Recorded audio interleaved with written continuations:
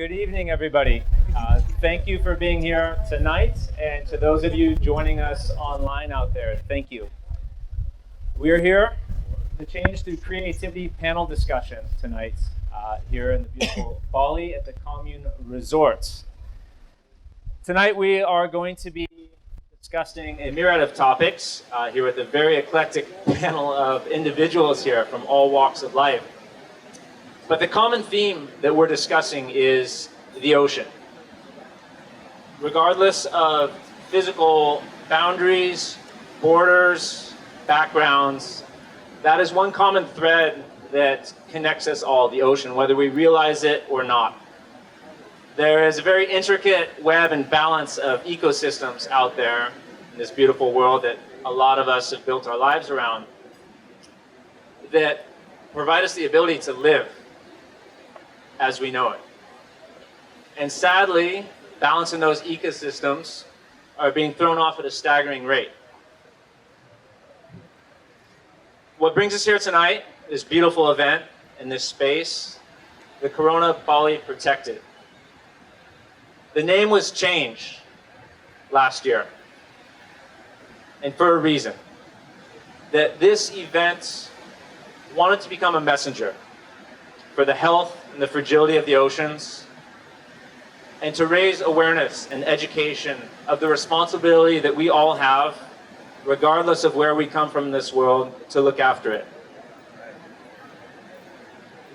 It's estimated 1 million species of plants and animals on this planet that are on the verge of extinction. An estimated 8 million metric tons of plastic and trash that enter our ocean, our waterways every single year. Estimated 150 million tons that already exist out there. Our fisheries, commercial fisheries, expected to collapse, projected somewhere around the year of 2015. I don't share all this information tonight, I never do, to point fingers at anybody or to promote shame or blame on a country, on a business, because the truth of the matter is we have reached this tipping point in our lives globally as one human family, collectively together, through billions of decisions. As small as they may seem, they've added up to getting to this point. It's not about shaming or blaming, but right now accepting responsibility for our actions. And I'll be the first to raise my hand and say that I've contributed to the most pressing environmental issues that we currently face. But in acknowledging that, I've also made the decision that I'm going to draw a line in that metaphorical sand in my life. That moving forward, I'm going to try and do better. And that's what this discussion tonight is about. How we can all do better in our own unique lives to inspire and facilitate that change. It said that the strength of an ecosystem is dependent upon diversity, and therefore the strength in any movement to facilitate change must also depend on diversity. And tonight we have a very diverse cast of panelists here to talk with us about what they've experienced in the world and the ocean, what they've changed in their lives, and where they see the future. We have Nev Hyman, craftsman, legendary surfboard builder, founder of Firewire Surfboards, regarded by many as the leading brand looking at new eco-innovations and technology in the surfboard building industry. Now progressed on to the founder of Nev House, utilizing plastic materials, sustainable materials sourced from nature to build shelters in developing countries. Gemma O'Brien, an artist, most renowned for her illustrations and lettering, and recent partner and collaborator on the Corona Parley Ocean Bag, which we'll be learning a little bit more about this evening. Tony Kennon, Tony Fadden, switching them both up here. Tony, developer of the iPhone, the iPad, which many of you guys have probably heard of out there, or maybe have one in your pocket. iPod. Sorry. I'm a little technologically inept myself, a few generations behind. But more importantly now, the principle of future shape, which is guiding 200 plus businesses globally, looking at the future of eco-innovation, sustainable initiatives of how we can change the way that we're doing business, the way that we're manufacturing, and really the way that we're living on a day-to-day basis. Tony Kennon, co-founder of the Commune Resort here, thank you for hosting us. And Ty Graham, former professional surfer, entrepreneur, Bali resident for many years, and really a true ambassador for positivity and a beacon of change within his local community. So thank you guys all very much for being here. And I'm kind of set off, I guess, talking, as I mentioned earlier, about the Parley Ocean Bag. And Gemma, a collaborator on this initiative. We know the focus here, Corona Bali Protected, big issue is plastic pollution, the most pressing challenges that we currently face. But within that, there's beauty that I see, that's a problem where every single part of it has been created by ourselves, so therefore it can be solved by ourselves rather easily, especially when it comes to single-use plastic. So the Corona Parley Ocean Bag. Can you tell a little bit about your involvement? And I know we have a video to queue up shortly thereafter, but as far as the design and the concept behind it. Sure. Well, thanks for having me here on the panel. Can you hear me okay? Yeah, cool. So I came on board for this amazing collaboration with Corona and Parley and the World Surfing League to create these beautiful bags that were made from plastic that was sourced from Parley from around the world. And I think one of the greatest things that drew me to this project was, it was bringing together people from different worlds, so surfers mixed with these creative artists like myself to reinvent something and see it in a different way. So I think for me, creativity in art is a way of seeing, and it's a way of seeing things differently.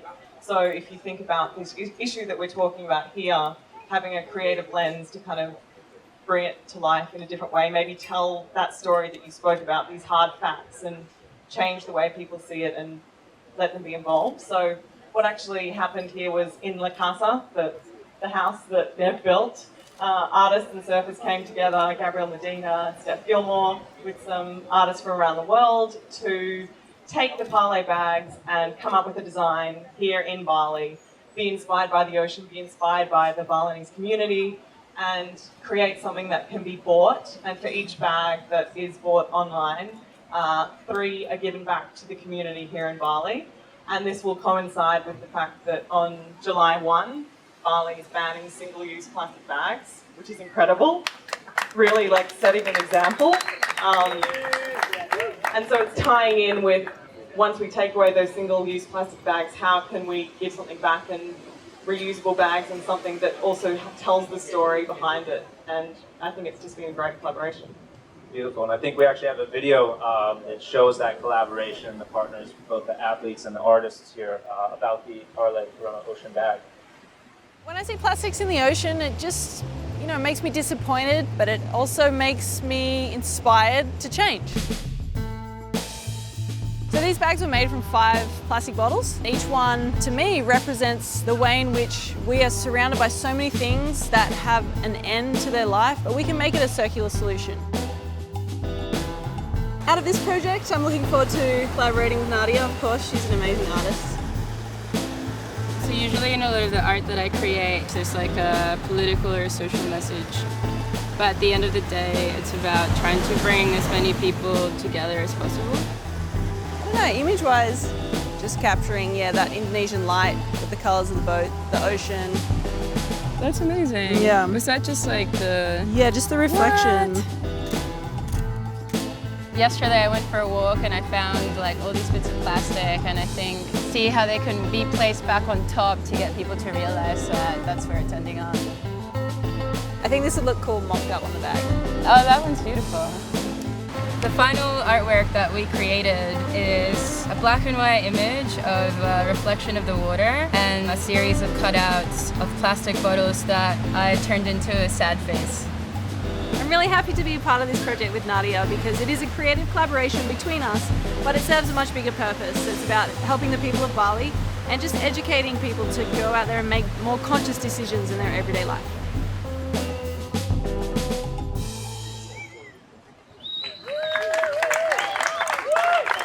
Wonderful. So, I guess if you could summarize, coming from the art world, your ability to influence change in whatever capacity, whether it is this particular initiative or looking much broader, where do you feel your role in inspiring that through your artwork and creativity, which I know you have?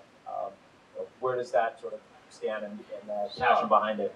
Well, I think, the thing with art or any form of creativity is it's been around since humans were around, and it's a way of telling a story, but doing it in a way that connects with people that maybe just the written word or describing a situation might not. So it has the ability to connect, to have more meaning, whether that's through color or motion or anything at all, anything that's creative. So I think that the power that art and creativity has is to continue to retell these stories and redirect behaviours of people in a positive way.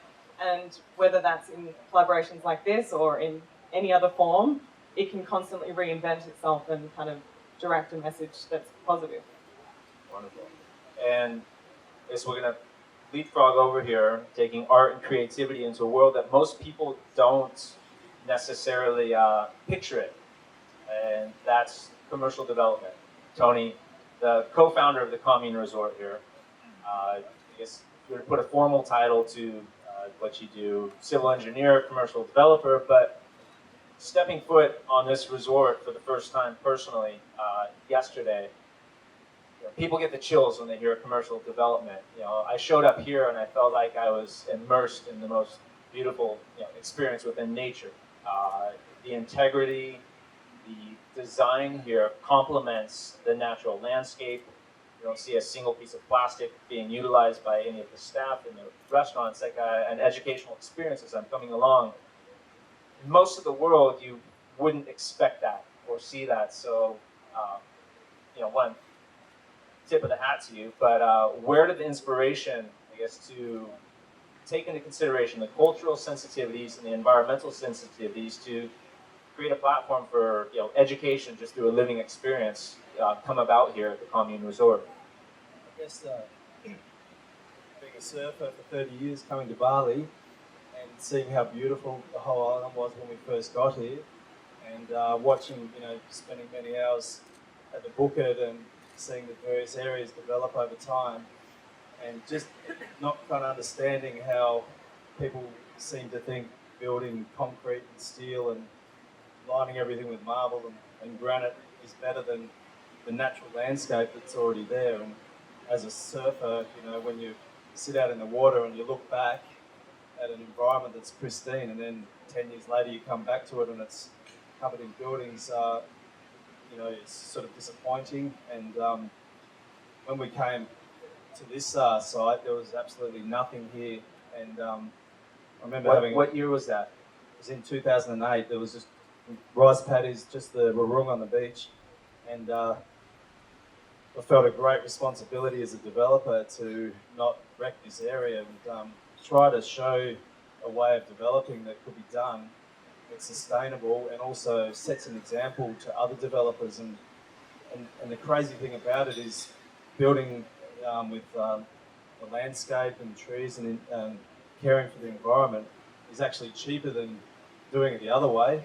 And people seem to like it more, and you're more successful. So what I hope to see out of this project was to set an example for other developers to follow and try and, whatever's the remaining part of Bali, hopefully leave an example to see responsible development sort of become the norm. And it's interesting, having done that, our neighbours up and down the beach have adopted a lot of the design principles that we've used here. So as a developer and a surfer, it's like a bit of a catch-22. And a lot of the boys, Tippy, Jabrik, pulled us aside and made us write a commitment letter about what we would do here. Otherwise, all hell would have come down on us. But we were committed to it anyway. But actually before this, I reread that commitment letter, and it's just about keeping the nature here. And the biggest problem I see is as a custodian to this area and trying to protect it is just seeing what's coming out on our beach all the time with the plastic. And we're probably the best beach cleaners in the world. We've had beach cleaners since 2011, 6 of them every single day for almost 7 years or 8 years, and the problem's amazing. But I do feel with the likes of Tony and Nev and some of the initiatives of Corona, there's a huge opportunity to change that in a reasonably quick period of time. I guess in talking about beach cleanup, I think we have to realize and acknowledge at this point that that's just a Band-Aid. That as long as we continue the same behavior that we have been, there will be no end to the beach cleanups.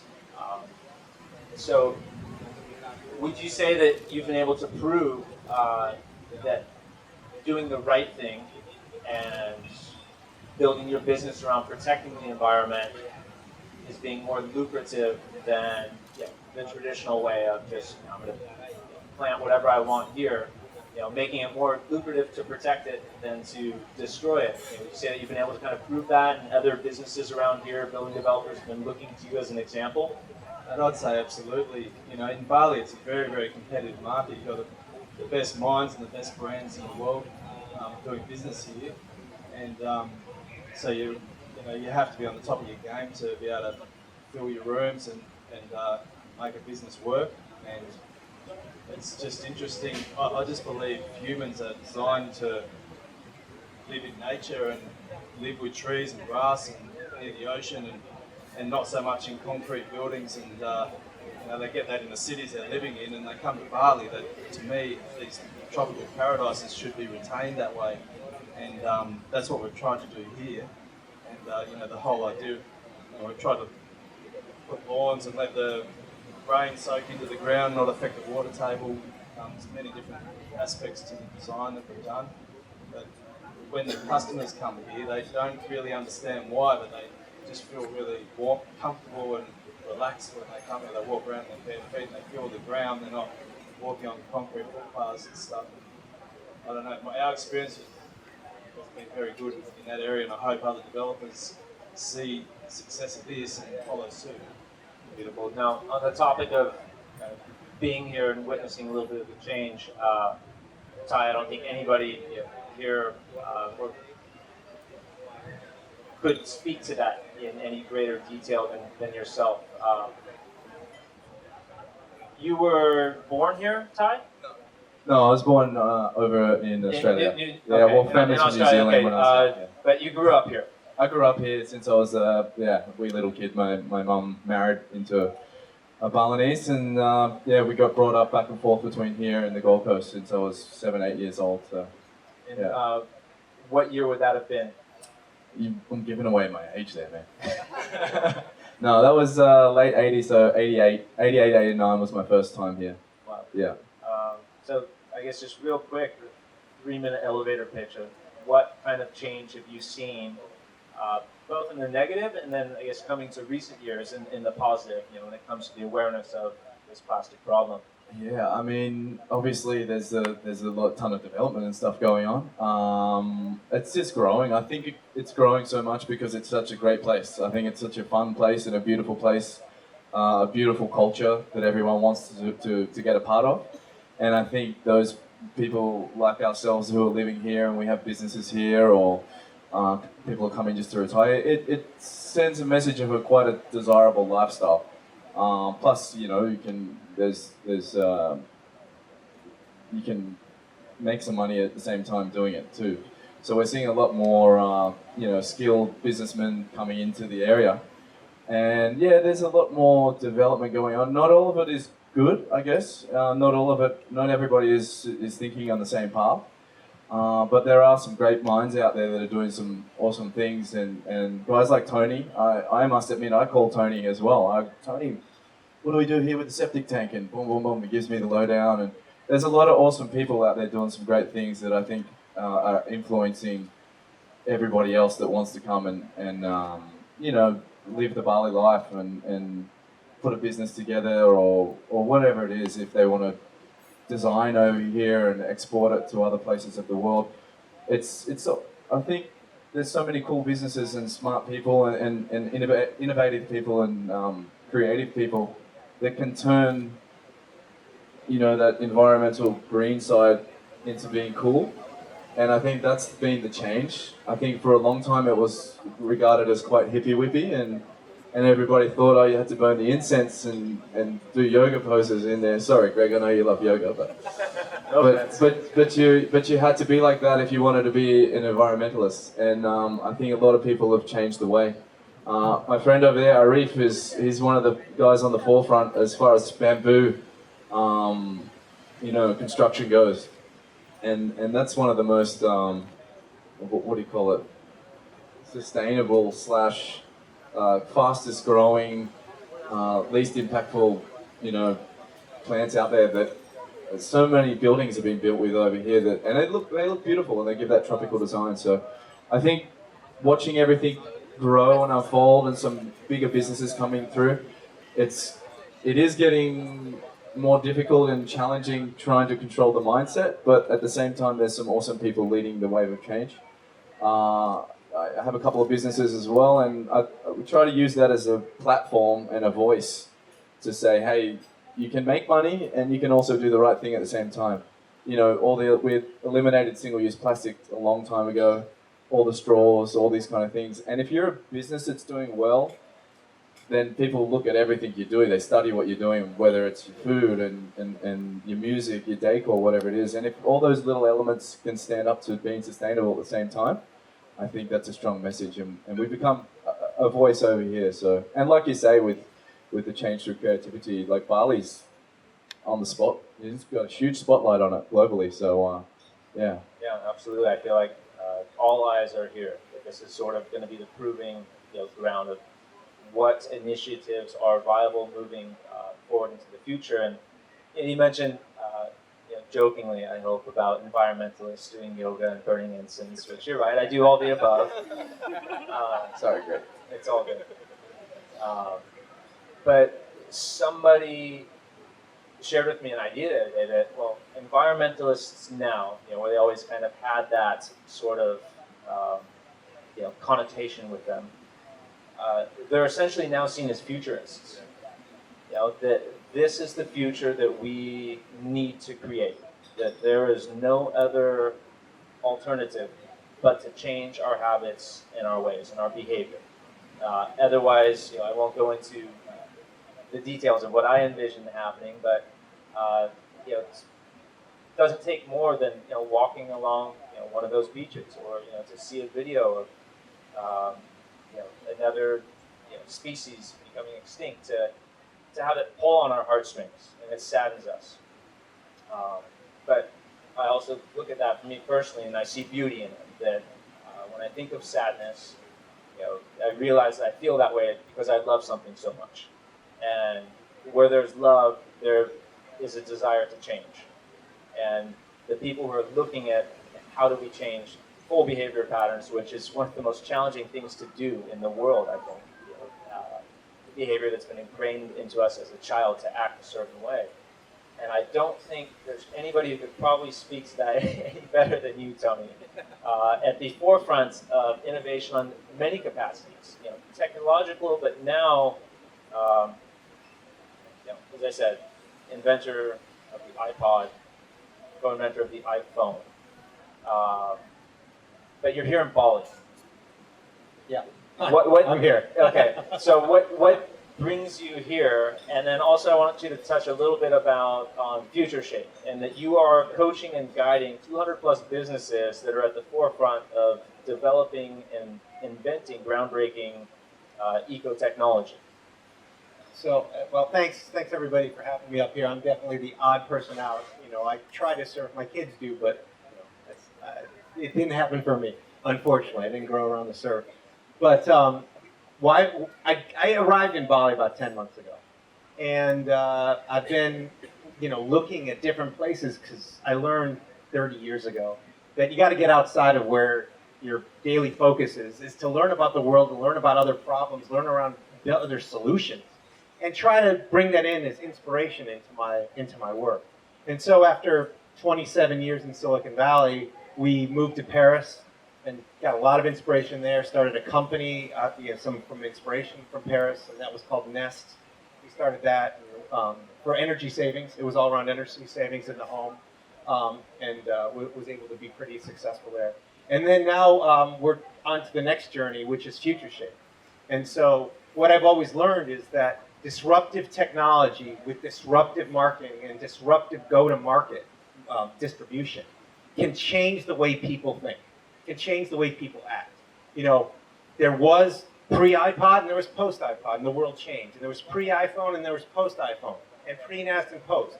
And if you get that equation right, which is really about understanding a win-win-win scenario of rational thought as well as emotional feelings. And if you can blend those two things, as we were saying, it's not just about, oh, we're the worst, we're guilty, you've got to feel bad, let's do something, but make it exciting, making it fresh, and also making an irrational reason for you to do that. If you can combine those two, you can make change happen. And you got to do it with the best marketing and the best product that you possibly can. And if you can do that, you can change the world. We were able, luckily, hopefully was able to do it 3 times.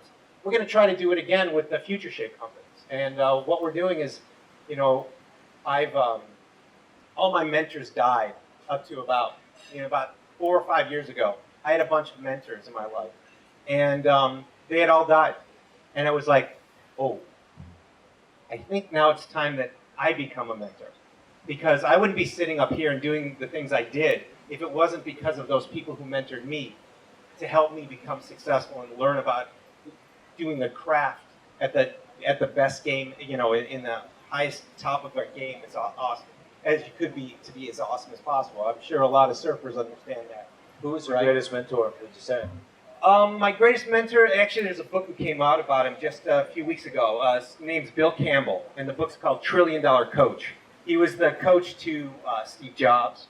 He was the coach to the guys at Google, coach to many, many different people, and he was actually a football coach back in the day, way, way back.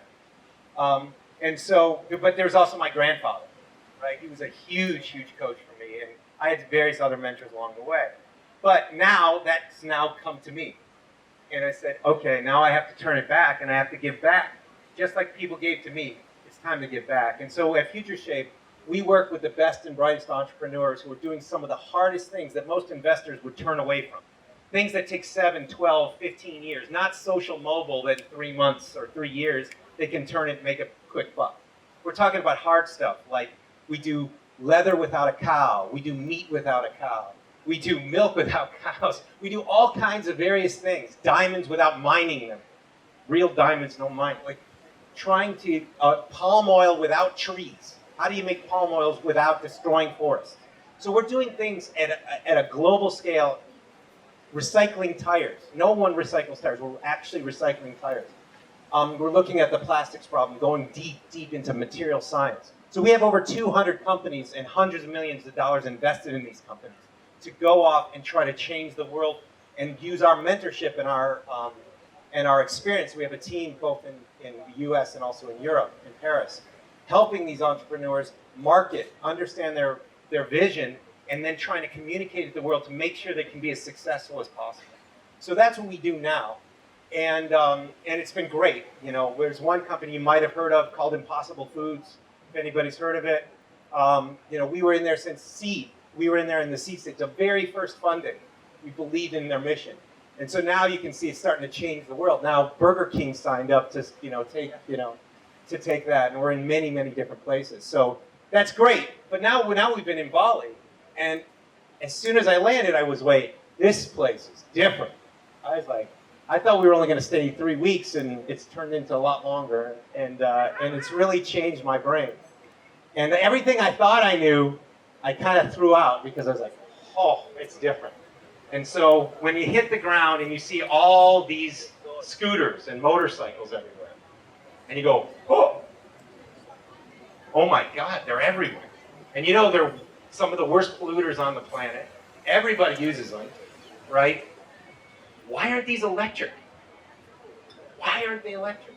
And then it's like, so I'm looking at it, I go, we have the technology. I know all the Teslas being sold in the States and in Europe. Why don't we sell electric here? Why aren't people on those helping the air? And I was like, okay, and getting rid of all the petrol and all those other things. And then I said, well, these things are also made of plastic. If they're made of plastic, well, we can make them out of recycled plastic. And so, if you look right back there, that's an electric scooter that's made out of, some of them are made of 3D printed recycled plastic. Like literally. And this is taking that same concept of emotion plus rational. How can I get on something that's actually faster than the scooters on there? It helps the environment. It's made of recycled plastic from the oceans. And you're like, and it gives an amazing experience on the road. You're like, duh, let's do this.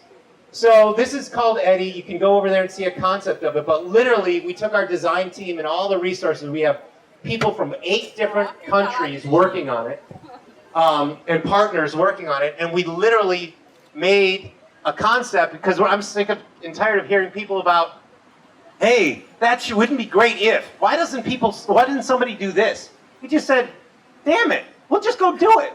And we just did it. And so with great partners around the world, we hope to bring the concept of Eddie to Bali and Southeast Asia and beyond, which is literally trying to take ocean plastics, putting them into literally a green circular economy electric scooter that gives you better performance than anything you could see with gas. So we just take future shape and we make these things happen. Brilliant. So coming from, and I always really love picking the brains of people who come from outside of the surfing world, because it's very much a bubble.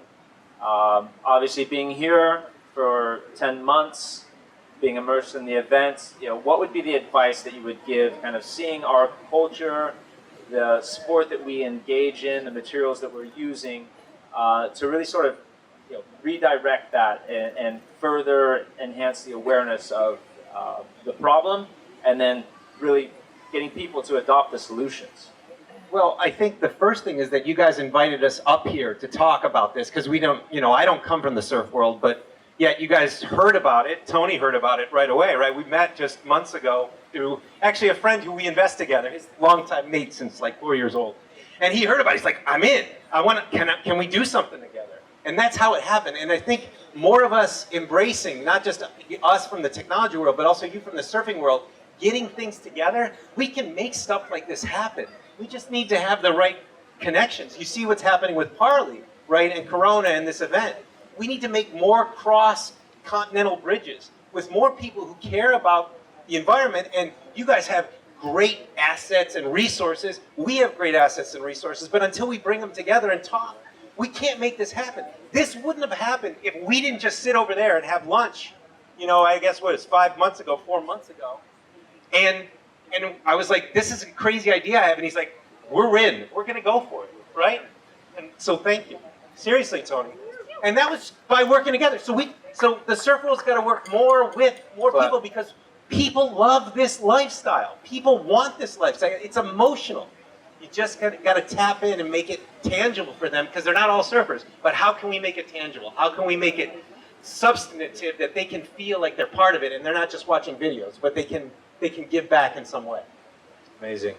And on that topic of collaborations, Tony, you being here for a number of years and realizing the extent of the plastic problem, and until the corporations stopped producing it, which I know there's a lot of inventors out there looking at materials to replace the plastic that we currently are, it's going to continue to be a problem. And then you took it upon yourself to start looking for viable solutions of where can all of this go, because as of right now, it's almost unmanageable, which led you to seeing Nevs, who comes from an incredible background of surfboard building, one of the most environmentally conscious surfboard brands in the world, but now looking even further, just going straight to the source of how do we take this plastic and this garbage and turn it into something meaningful, which is the Nev House. So if you guys could share a little bit about your connection and Nev, how you've come to know Tony, and more importantly, the project that you've embarked on, which is a very, elementary, this is how we can take this garbage and turn it into something valuable. Yeah, I think was a real eye-opener for me. We've been cleaning the beach plastic for probably 5 years, and it seemed to be not changing or getting worse maybe. And one day I took my kids for a excursion on a quad bike to Karamas village, and we were going to drive down the river to back to commune, and it was a tour that one of the locals set up. So I had my kids there, and we drove down the river, and I looked up and I saw every house dotted along the river had a hole in the back of the house, and all their garbage was being thrown straight back in the river. So my guys are cleaning this up every day, coming down the river, and I got the garbage company with our manager, Wayne, to try and work out where we could take all this plastic. And there's a really good recycling plant up at Gianya, Tamisi, and we did a deal with them to recycle the plastic. We got him a new garbage truck to get up the hill because it was a bit hard to get there. Anyway, the plastic problem still kept coming, and one day I just happened to be up and I saw our garbage truck putting the plastic that we'd picked up on the beach straight back in the river just up the road. So it's a true circular economy. We were picking up the plastic, our truck was taking it up there, and I thought there has to be a better solution. And to me, after seeing that problem, But that's, just the fact that there isn't a management infrastructure in place here. And I think, look at the United States, as much as we think that, we're throwing it in the blue bin and it's all good, no. It goes, some of it may get recycled, and the rest of it, as we've come to know now, is being exported overseas for somebody else to deal with the problem. So, it's a material problem, infrastructure problem, but again, something that everybody in the world is guilty of contributing to, not just the communities here. But so we just thought kind of witnessed this and said, just sheer witness 6-7 years of cleaning up this plastic over and over and over again, and it going just around and around the circle, half of it going straight out in the ocean. And I just thought the only way this problem is going to be solved for really all these Southeast Asian countries where they've got so much plastic and no infrastructure to deal with it is to create an economy out of the plastic. And that's where Nev came in, and we started talking, and I just said, mate, if there was a way we could get your Nev houses over here in Bali and just show people that this plastic is worth something, and create a little industry for the locals to invest in. So that's how we got talking, and then I really wanted Corona to bring Nev over here to just show what he had, and a way to use this plastic in a way that they will really readily understand, building shelters, and I'll probably let Nev to keep talking, but he was a real inspiration to me. And yeah. So Nev, what is this Nev house that you've created?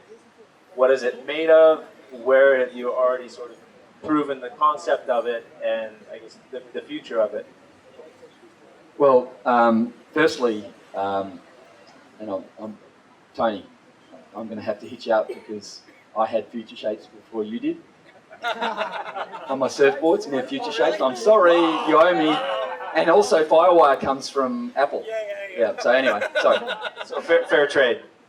So and Tony, it's been a 6-year journey, and I've got people here tonight that have been with me on that journey from the beginning. To have the opportunity to have Tony and Commune support this with Corona and World Surfing League and Parley is just beyond my comprehension. It's epic. It's epic because we need to make a difference now. Surfers are advocates of the ocean. I'm not going to labour that point. We all know that. I've done a lot of travelling recently outside of the surfing bubble, all through Europe and everything, talking to investors, talking to billionaires and His Royal Highnesses, etc. And they are enamoured by surfing. people who don't know surfing want our lifestyle, and they want our history. Our history is the fact that we have experienced, myself in the late 70s, early 80s, surfing here, first surfers out at Lombog, the whole thing, seeing pristine, beautiful water. Manda, my brother from another mother, is here somewhere. So we have experienced what the world want to experience. And I'm sure most of us have actually been on a tropical island and seen the plastic before even anybody knew about the Pacific gyres. The awareness now, I almost wanted to say, give us a round of applause to China. Is stopping the plastic waste going to China. Slap in the face for first world, because they did it in 2013. You probably don't know. There was a green wall before the Nationals saw it. They said, stop sending us your crap. Deal with it yourself. And that's what we have to do. Now, sorry if I'm sounding a bit emotional, because I'm really passionate about this. We have to do something now. The world is talking about it. It's a global meme. Everyone is talking about it. Timing is everything. I'm sure Steve Jobs would have said the same thing. Timing is everything. So timing is right now. Not in 6 months' time or 2 years' time. We need to do what we need to do for a volume solution of low-grade plastic waste. We all know that the pickers and the first world waste management companies have been dealing with the valuable plastics for a long time. But it's the low-grade plastic is sitting out in that ocean or in the streets that nobody wants. So my company and my team have developed over a period of time a process to take that. So I'm the first to jump off my chair. I've got my little bag of tricks. So okay. So what I'd like to say is, I'll do one at a time, is that you can't even see it. I bought the wrong bag. But anyway, that there is actually commingled, contaminated plastic waste that can be turned into shelter. And that's, so I don't want to get technical, but 80% of that is polyethylene and polypropylene, which are safe plastics. So everything that washes up on this beach and comes down that river, or is in your home in Australia or in Silicon Valley or wherever it might be, it's pretty much the same plastic. 20% of it are the nasties. A percentage goes into our system, so it's heavily diluted. We can take agricultural film, which is a big problem around the world. We can take coffee cups, all the plastic packaging problems that you have when you have cardboard and plastic mixed up together. Good pick, e-waste.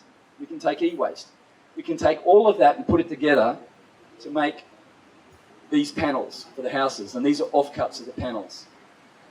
The house is just up the beach here, and you can see actually what the architecture, Ned House is architecture plus materials. Oh, actually, sorry, Tony, so is your place. But the materials are the most important thing.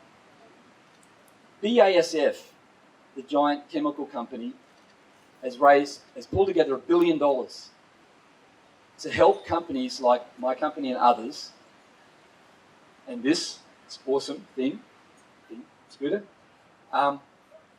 to find a way to encourage companies to redesign and repurpose plastic. Plastic is not evil. It's the improper disposal of plastic that is. We live in plastic every day. Plastic is not going anywhere.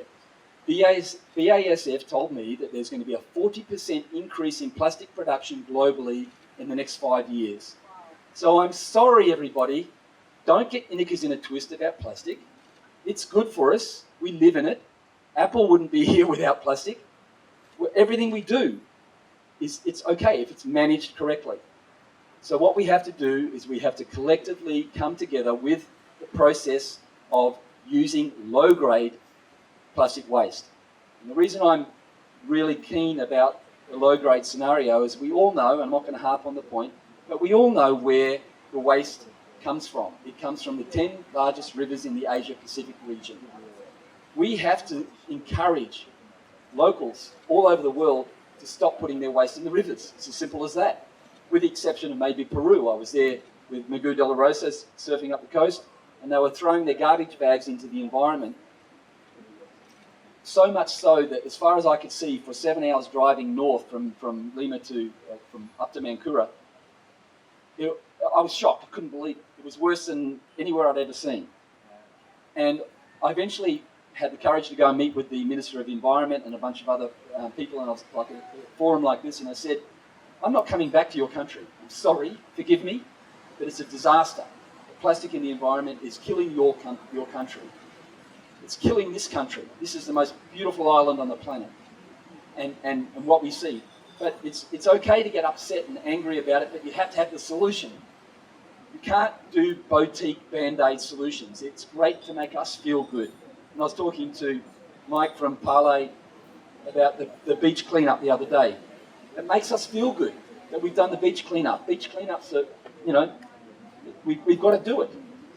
But it actually shocks us to realise that we've got to do something more than pick it up off the beach.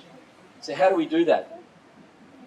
We put value on low-grade plastics somehow.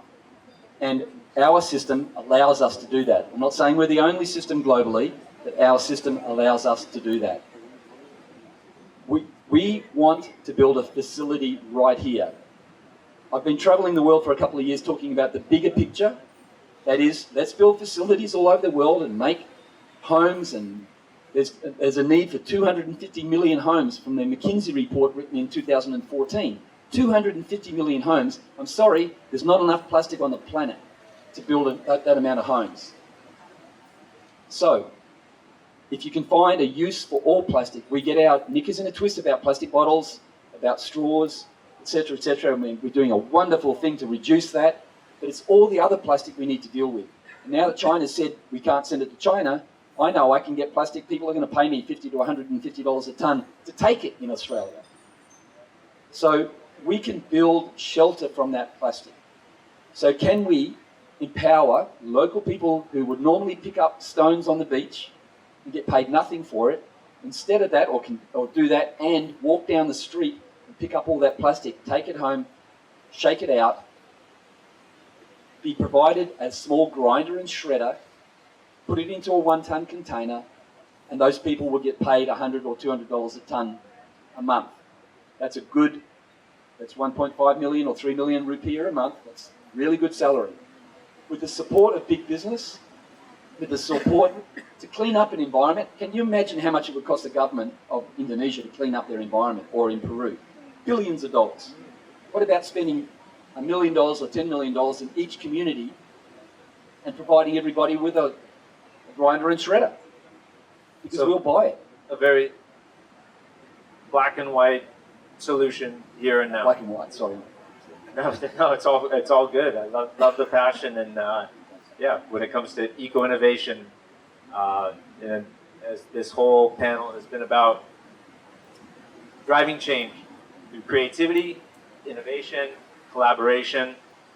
We all come from very unique walks of life, different backgrounds that have led us to who we are now, what we know, and have a field of expertise and a sphere of influence, no matter how significant it may be, or maybe it is just your immediate family, but we can all drive and inspire change in some capacity or another.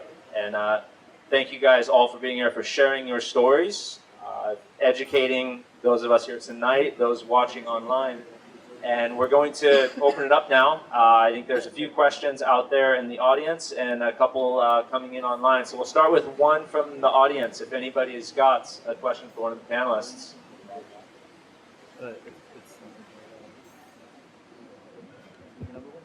Hi, thank you very much all for what you're doing.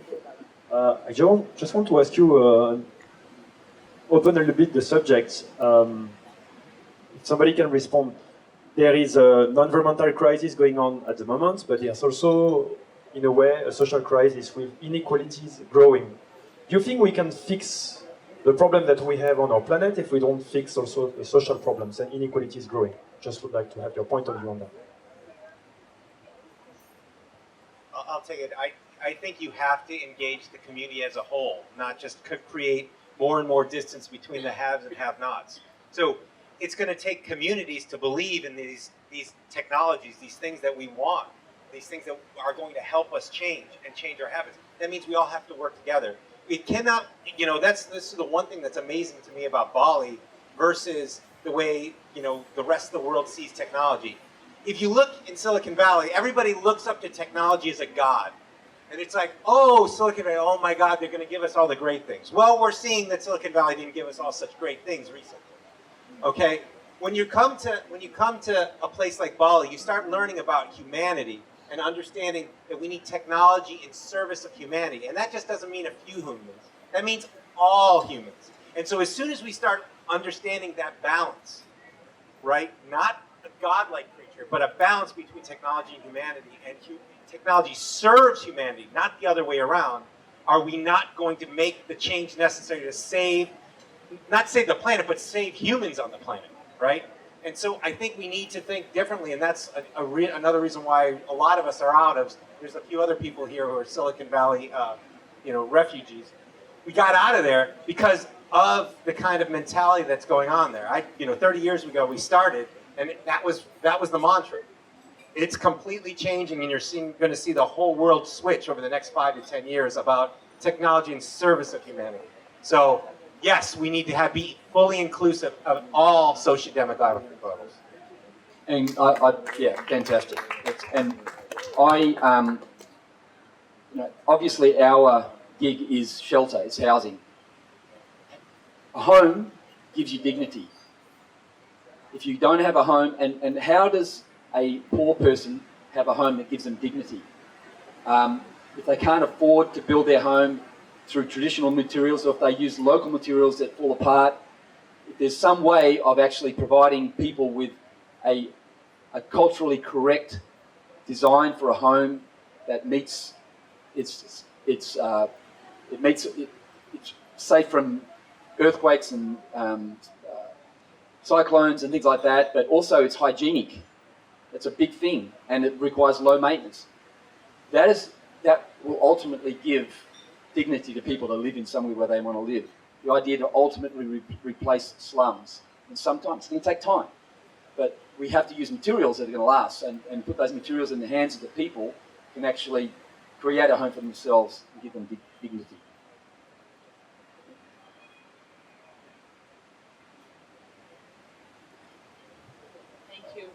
So I think this is questions for you, Tony. So I'm thinking about all the waste and everything that we generate through our consumption. And I think about, for example, the ban of plastic bag that it's happening soon. Actually, there is a company here in Bali that is trying to open a court case against the ban of plastic bag because they're not making enough money, because there's not enough plastic to recycle, whatever. So how can we actually align the situation that we're living now with the situation of, all the companies? So you have this beautiful motorbike, and I'm sure that to develop that, there is a mindset of consumption. You want people to consume that, which is much better than a bike with petrol. But how can we get this balance where we have the companies not putting the profit on the first place, but putting the planet on the first place? Because I think that the biggest problem is that the money is right there in the top. So how much money you're going to do, what the investment? How do we do that in a way that we're not stimulating consumption? Well, it's a great question. And if you go back to the 50s and 60s in the US and in Europe, when companies were rated by, and companies kind of talked about themselves, they talked about what they were doing for the community, what they were doing for the environment, whether they were right or wrong about it. I don't want to belabor that point. But there's something that they had a holistic view, and it wasn't just about the almighty dollar or rupiah or whatever it was. It was really about this holistic view of what they were doing to help the community and the environment at large. There's a new thing called SASB, S-A-S-B. If you've ever heard of FASB, that's the Financial Accounting Board. And it's a general way of how investors look at businesses. Well, there's a new one called SASB, and that's called the Sustainable Accounting Board. And that looks at all these other aspects so that when you're an investor or a consumer, you can look at this company from a different point of view. And it's not just about their revenue, but it's really about what they're doing and all around. And it's a third party kind of checked kind of system. And so we have to vote with our dollars or vote with our currency of choice. We have to vote with our knowledge of which companies we want to invest in. We have to start demanding these kinds of metrics coming from these companies so we know what's there. We're going to have transportation. We're going to have different things. We can't just get rid of stuff. I'd love to get rid of plastics, but we're not going to get rid of any kind of real plastics for a while because the material science is very difficult. But when it does, we'll change that. But in the meantime, we have to then use it, but we have to work with the companies who are trying to really invest instead of greenwash. If you look at a lot of these ocean cleanup projects, they're backed by all these large companies, and they all say, oh, plastic's not the problem, it's just that we don't deal with the waste right. But if we also look, and there's a lot of truth to that, but if we also look at what happens to the waste, it's incinerated, and then we breathe it. So we have to look at all of the things, and when people are saying that they want to do right, we have to dig a little bit deeper. And that means we have to educate ourselves and educate each other. But consumption will continue to happen. We just have to change our consumption to be much more thoughtful and how we think about, do we really need that? And I know we've been saying it, but we really got to think about our kids. And we got to really change the way we think for our next generations. And it's in our face. And it's not just in the ocean. It's in our air. It's in, plastics in our bottled water now. Plastics can cross the blood-brain barrier and get in our, it's there, it's real, and we have to think about our consumption and the companies, to choose the companies that are really thinking about this in a deep way and trying to make change and not just greenwashing. Thank you. We have a question coming from online from Constance, and I think this will be to Tony and Ty, probably best suited to answer, and that is, how are you approaching the local governments to help create change? So on the policy level, looking at, I guess we go back to the plastic bag ban, and well, look, I mean, I'll start at the village level and the Indonesian government. The key thing in Bali is the community and particularly the village. There's very, very strong bonds and very, very strong family, and you won't change anything unless you make that change at the village level. And to the credit of our village, Karamas village, in the last 2 or 3 years, they've made some tremendous changes. The village is actually, we've got 200 staff working from the village here, so they're watching all these things and watching Corona and watching what the surfers are doing, watching the beach cleanups and seeing the problem, and they really want to help fix the problem. So that's pervading the community, and the village leaders, after the Corona Parley evening last year, the very next day the village came to me with an idea, which was this motorbike with a garbage truck attachment to the back of it. Because they said, how do we collect the garbage? All our roads are 2 meters wide. There's no garbage truck that could pick it up, and that's their excuse to put it in the river. And so the village came up with an idea, said, would you buy one of these motorbikes for us and we'll go and pick up the village from all the little roadways, and it was $5,000. It was not even a question. Said, here you go, and they built it and made it, and we gave it to them a few days ago. And so establishing, that's, and then the Karamas village said to us, when they're seeing these uses of the plastic, they want to help by donating land. We've got to show some innovation, and some guidance and leadership, and they very quick to adopt it. And when I see what Tony's doing and what Nev's doing, I really, really believe that the local community at the village level, and particularly this village, Karamas, are very keen to sort of see it go to the next level and build this plant where they can start recycling this plastic. I reckon when we have the panel next year, we'll be having it somewhere in Karamas village with a extruding Nev's panels or extruding Tony's panels for their bike, and hopefully I don't have to pick up any more plastic on the beach. That's the change, and start at the grassroots is the key. Starting at the grassroots level and the education, trickling on upwards, and obviously that awareness cultivates into the bigger movement at the government level, as we said recently with the plastic bag ban being implemented. So yeah, well done to that for what you've done here, and then obviously that's taking effect throughout the country. Any more questions from the audience out front here?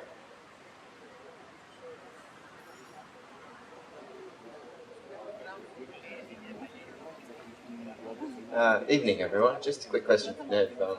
How much plastic actually goes into a Nev house, and how much plastic would be used up by a Nev house factory? 50 square metre house, like the one just back behind us, will take about 4 tonne of plastic waste. So when you do the numbers on that, that's a significant amount of waste out of the environment. So as I said earlier, working with Tony and the guys here, the plan was from day one to build a plant here. And the smallest plant that we can build will have an output of 300 to 400 of these structures. They can be classrooms, they can be homes, they can be outposts, clinics, whatever they can be. And it's not a big spend. So, you know, to set up a factory like that, the capital expense is not a huge amount of money. It's an incredibly profitable scenario because it's a business that gets you feedstock for nothing or maybe a very small price. And the process is not rocket science. This is not, with the greatest respect to Boy and Sluts doing the ocean cleanup, that is rocket science, fraught with all sorts of drama and issues, and Silicon Valley supported that. What we have is a scalable solution that we can showcase here that has a small output, but we can also move it into a complete closed-loop proposal that is called the Nev Earth Resource Facility, which actually takes all waste and stops waste going to landfill. That's our end game. And it's a really simple solution that is not rocket science. Thank you. So a couple more out there. Thank you all. Thank you all for coming. For those of us who live here, yeah, I'm trying to get it right. Thanks for the inspiration and for setting a little bit of a fire in the ideas of why we're all here tonight. From all of you, what's next? What's the single most thing that excites you the most? Is there an idea? That's a big question. For me personally, I am not an inventor. I'm not a craftsman. I'm first and foremost a surfer and an ocean enthusiast. And you know, I've had success within the big wave surfing world for a number of years. You know, when I look at that now, awards, accolades, whatever it is aside, it's created a platform to speak to what I feel to be of more importance. And for me, it's not about anything that I've ever achieved in the surfing world, any waves that I've ridden in the past or what I'm going to ride in the future, but essentially the integrity with which I'm living my life. And what I know now is I've had the privilege of traveling the world, living in the US, going to remote developing countries and seeing the contrast in the way, in the equality, or rather the inequality that exists in this world.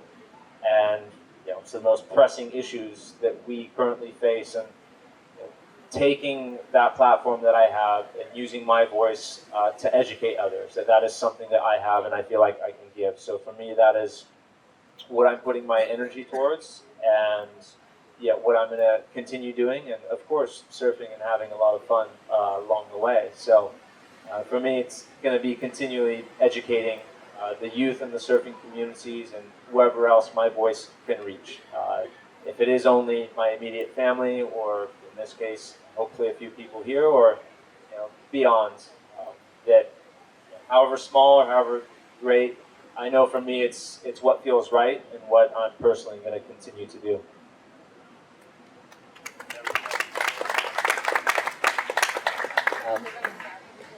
Sensei Nev here, see this word here?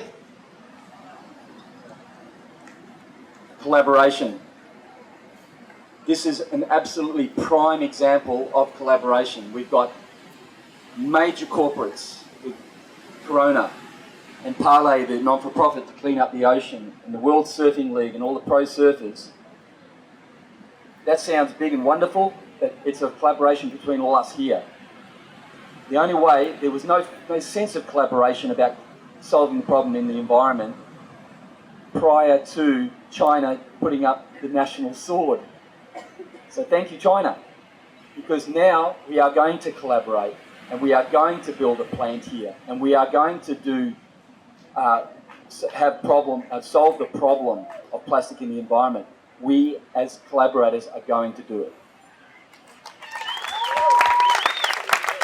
Greg, if I can say one thing too, I just recently became a father, and thank you. And I think one of the most important things for me was, what about his future?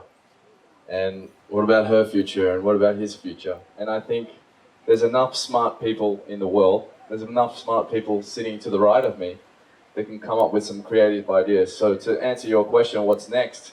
I think we'll probably go to the bar and have a couple of drinks and come up with something unbelievable. But I think it's all about what we have to do to look after our future. And that's what we're here for, that's what we live for, is to protect the planet that we all love. Yeah, beach cleanups might not be that effective, but they ingrain this sense of pissing you off. You don't want to have to go down there and do that every day because it sucks. So then you get creative, and that's where these creatives and innovators come along and say, okay, well, we don't like doing this, how can we stop doing this? You know, what's going to be next for our future generation of kids? Because I know when I paddled out when I was a young kid, when I was 7 years old, and there was nobody in the water down past some secret spot that I don't want to tell you because it's still secret. There was no one out there, and there was no plastic out there. There was nothing on the beaches, and now I paddle out there, and there's rubbish everywhere. And all I can think to myself is, I hope my son and some other young kids paddle out one day, and it's still surfable. It's still beautiful, because it would kill me deep inside, and I know everybody here too, that if that one day was not an option and we couldn't even let our kids have an opportunity to enjoy what we had to enjoy. So it's time for us all to get together and get our smart minds together and come up with some solutions. And well done to Nev and Tony as well for coming up with some great ideas. And I think this is just the tip of the iceberg. This is just the start of it, because I think there's so much more we can do. So yeah.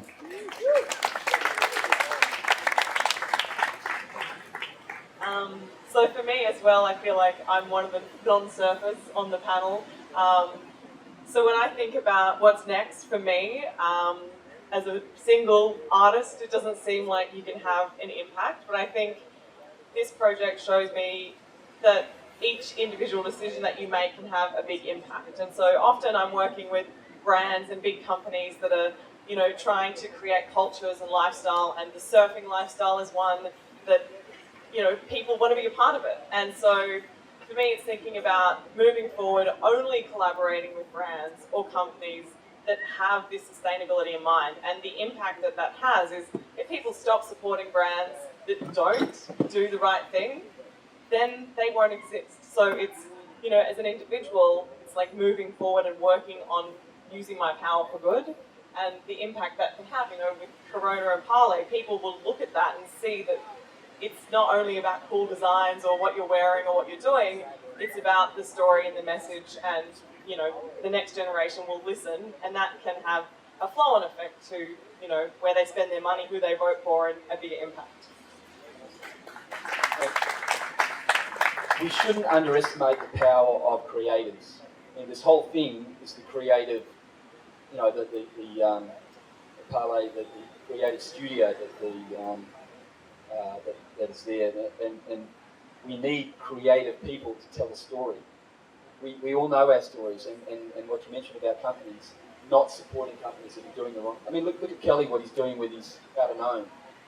I mean, there's so many other initiatives that, apart from what we're doing and these sort of things, and it's creative people, it's creative mindset, it's creative advertising, it's Monster Children Creative, what those guys are doing. We need to encourage all the little things that add up in the jigsaw to tell the story, that we've got to do the right thing.